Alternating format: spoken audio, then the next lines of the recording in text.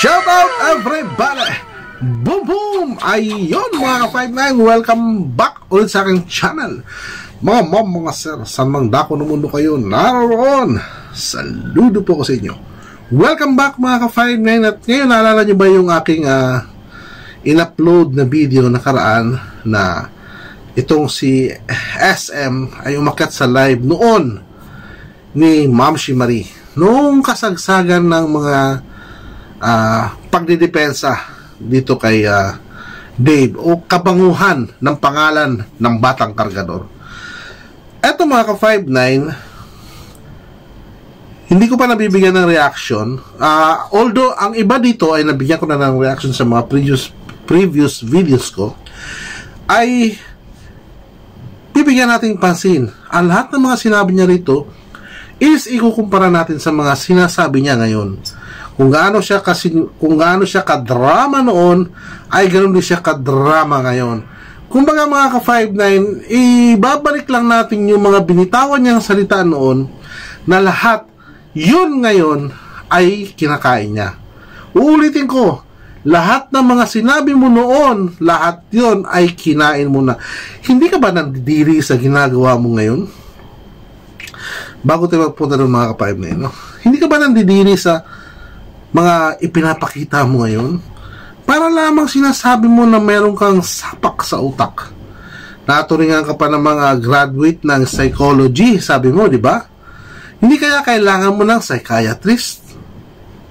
Tanong lang naman mga ka-59. Tara, bigyan natin ng reaction ng aking ginawang video noon mga ka-59.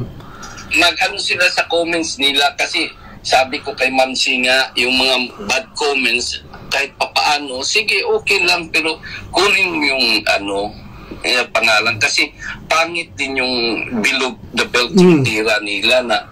Tira mo ha, kunin yung mga pangalan kasi pangit din yung mga below the belt na tira nila. Although wala ka namang literal na pinapangalanan. Sino yung sinasabihan mong MM ng Japan na pokpok? Di ba below the belt ang banat mo? Hindi mo ba naiisip yung mga sinasabi mo noon? Kaya ko to in-upload eh. Kaya ko to ibinlog. Kaya ko to gusto kong marinig mo. Ha? Kung gaano ka walang hiyang klaseng tao ka. Sa totoo lang. Ay, hindi ko kumaga kahit napagaling na pintor, hindi maipinta yung ugali mo. Sobra ka manghamak ng mga tao. Pinapakita, ganito, bipolar ba yun? May ganitong klaseng ganitong klaseng pag-uugali. Bipolar disorder o ano ba yung tawag doon? Yung bang bigla na lang nagagalit, bigla na lang sinusumpong, yung bang nangangailangan ng psychiatrist. Sorry to say, I'm sorry to sa salita ko ha, pero palagi ko ay kailangan mo magpatingin. Akala nila, alam na nila ang pagkatao mo, buo. Di ba? Ganon ka magsalita ngayon eh. Lalo na pag kinaramil, kay Poren. Akala mo ba, kilala mo yung pagkatao nila buong buo? Ha? Ikaw na rin ang mismo yung nagsabi nito. Di parang sinabi mo na, yung mga sinabi mo na ay sinusuka mo na, at eto ka ngayon. Ginagawa mo lahat ng mga sinabi mo noon, eto ka ngayon. Kumbaga, ngayon alam ko na, lahat ng mga lumalabas dito na word mo, galing sa puso mo, ibig sabihin lamang nun, ganun ka din. Sorry to say, but kailangan mo talaga magpatingin sa psychiatrist. Hindi nga sila nakabigay ng gatas kahit isang gabi lang nung maliit ka, diba? Hindi naman pala eh.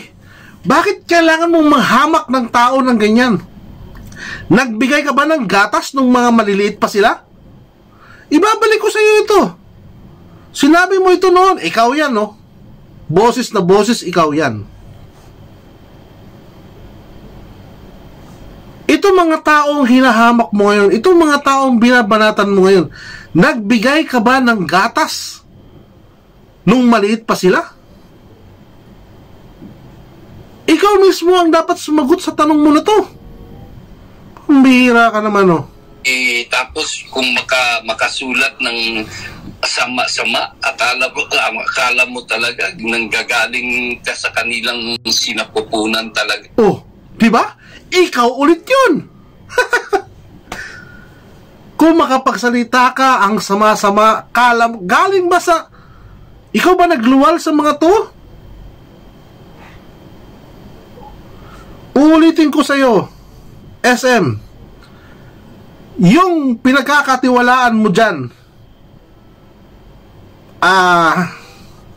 yung pinagkakatiwalaan mo dyan, kung sino man yan, hindi yan magtatagal. Sinasamantala ka lamang yan. Maniwala ka't sa hindi sa akin, babalikan mo ang videong ito. Sinasamantala ka lang ng mga yan. Kung sino man yung mga nakukuha ninyo na sponsor, kung sino man yung mga nakukuha ninyo na mga nagbibigay dyan, sinasamantala lamang kayo ng mga handler o ng handler ng Batang Kargador. Maniwala kayo, babalikan nyo ang videong ito. Sinasamantala lamang kayo. Maisip nyo sana yan. Huwag sanang magsisi kayo sa bandang huli na magkaroon kayo ng issue sa pera. Na magkahanapan kayo, wala na. O magkahingian kayo, wala na. At babalikan nyo ang video ito, tatandaan nyo yan.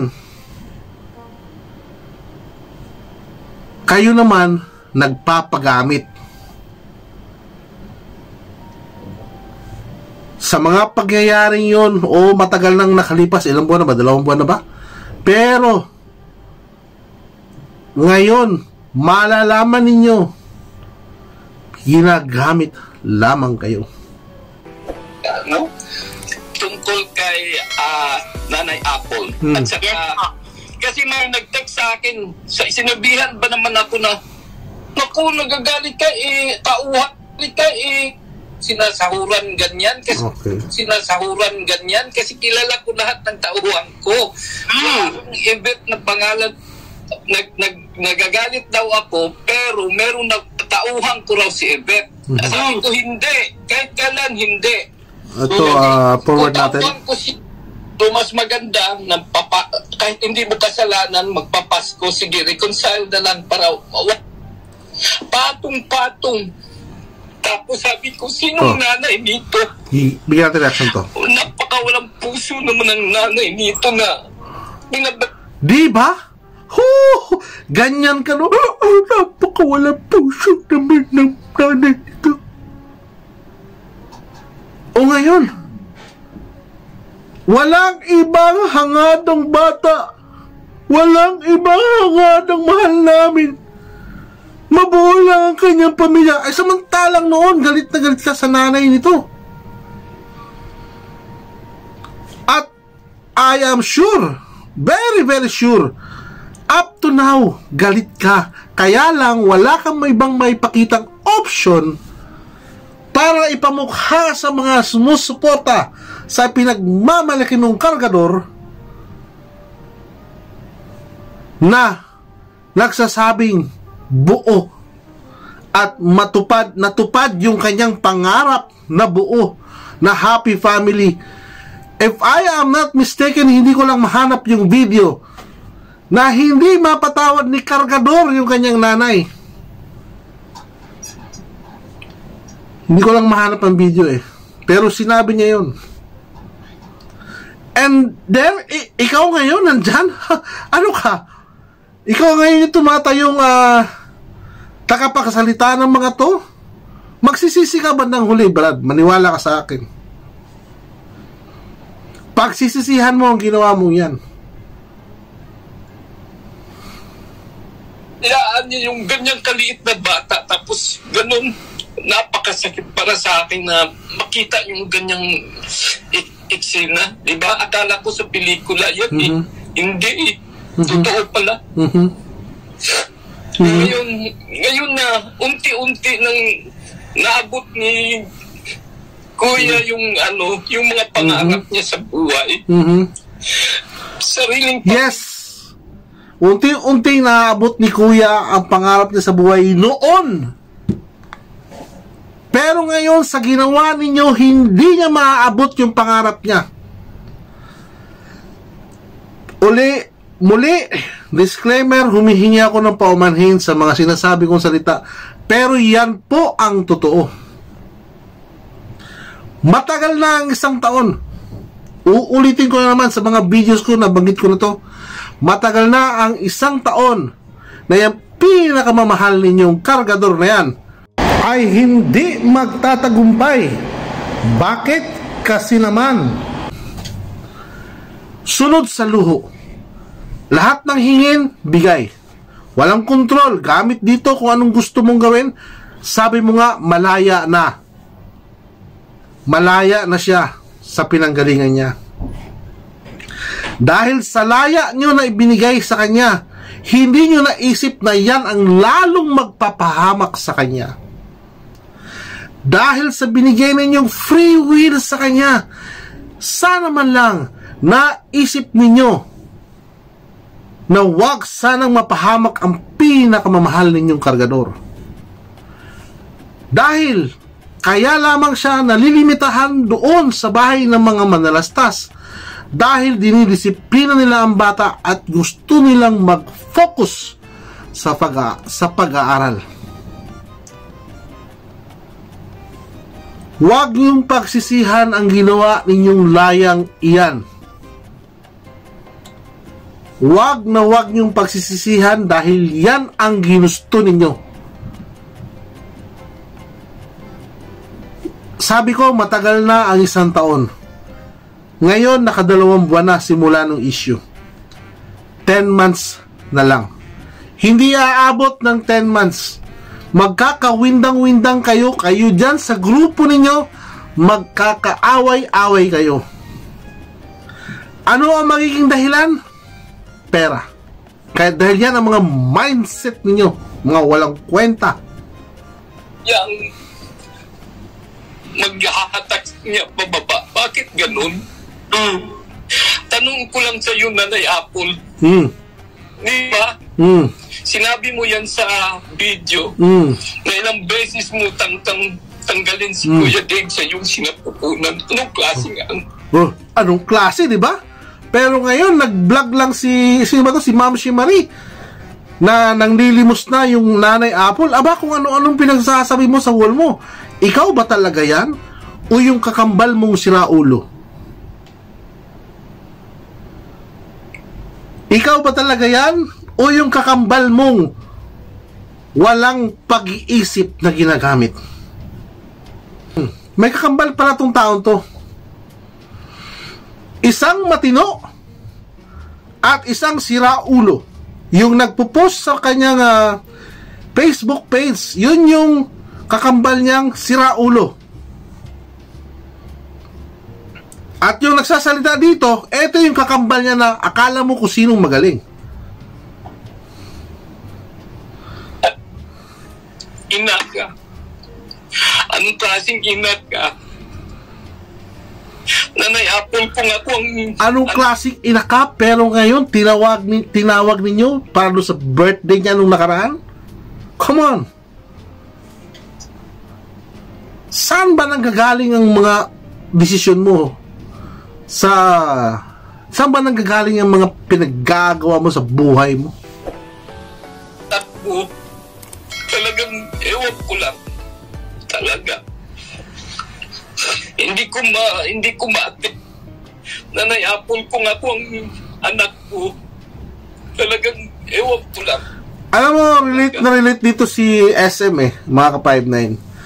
Kasi di ba sinabi niya noon, ilan yung 5 taon pa lang siya, nagtitinda na sila ng nanay niya, umaakyat. Di ba? Sa barko para magtinda. Kaya relate siya dun sa mga pangyayari ng kargador na yun. Hindi ko lang alam kung talagang nakilala rin nitong taong ito, ni SM, yung kanyang ama. Kagaya ng pangyayari dito sa Batang Kargador, hindi malaman kung sino ang ama. Si SM kaya, nakita kaya niya yung kanyang ama? Di ba mga ka-5-9? Hindi ko ma-attempt eh. Kahit sa hindi pa yun nangyari, tulog ako. Ang daming mag-message sa akin. Ninong, nakita mo na ba yung umiyak si Tekram, si Nanay Jack? Sabi ko, bawat patak ng luha ng nanay ko, mahalaga sa akin. Ayaw ko kayakin ang nanay ko. Grabe. Grabe talaga. Hindi ko inaasahan na ang nanay pa mismo. Ang nanay pa mismo at siyahin ang gustong sumira sa kinabukasan ng kuya. Hindi mo inaasahan? Ay, di ba nga kaya nga napunta sa Divisoria yun eh. Tapos ngayon sasabihin mo nito, hindi inaasahan. Tinong mga ka-5-9 ha, noon pa pala may sapak na utak nito. Noon pa pala mayroon na siyang mga sinasabing hindi niya alam na nabanggit na pala niya. I doubt na hindi niya maalala lahat ng mga sinabi niya rito. Ay, ewan ko lang, basta para sa akin, masakit yung ginawa niya from the beginning up to now. Tapos ipakilala mo pa ang isang lalaki na ito yung tatay mo. No? Ikaw ba nakilala mo tatay mo? Ang mukha ni Kuya Dave, mukha ni Alan at tatay at Pastoral tayo. Bakit mo ano yung bata? Anong purpose mo doon? Bakit mo, alam mo naman na may PEPA siya ngayon, may examination siya.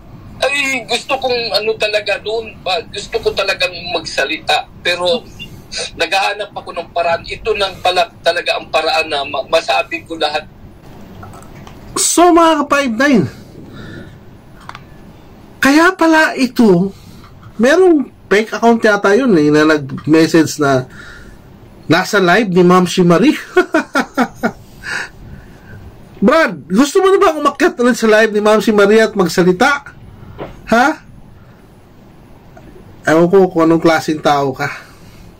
Kaya na bahalang dumisisyon dito mga ka-5-9 kung dapat ba talagang paniwalaan itong mga to or sama-sama tayong hikayatin yung mga nakakakilala sa taong ito dyan sa Amerika. Kung mga nakakakilala sa taong ito simula nung pinanggalingan niya sa California na nagpalipat-lipat siya ng tirahan doon sa Cali bago siya napunta sa NY. Yung mga kaibigan nito na ayaw sa kanya, mga galit sa kanya, ang akin pong Facebook page, the same ng aking pangalan, pwede nyo po akong i-message doon. Kwentuhan nyo ako kung anong klaseng tao ito. Ito ba ay talagang totoo ba ang balita? Na ito daw ay sinasabi nilang nagtatago. Totoo ba ang balita na ikaw daw ay nakatira sa basement sa mga nakakakilala sa taong ito? Although may mga hawak na tayong impormasyon, mas gusto ko pang i-confirm kung yung magsasabi ay mas malapit. Although yung pinanggalingan ng ating impormasyon ay malapit na sa kanya, meron pang mas malapit mga ka-5-9. So mga ka-5-9, tingnan natin kung hanggang saan tatagal ang pagiging baliw ng taong ito mga ka-5-9, no? Sa susunod na video, bibigyan ko ulit ng reaction yung paghamak niya kay Poren mga ka-5-9. Mga ma'am, mga sir, saan mang dako ng mundo kayo naroon, saludo po ko sa inyo.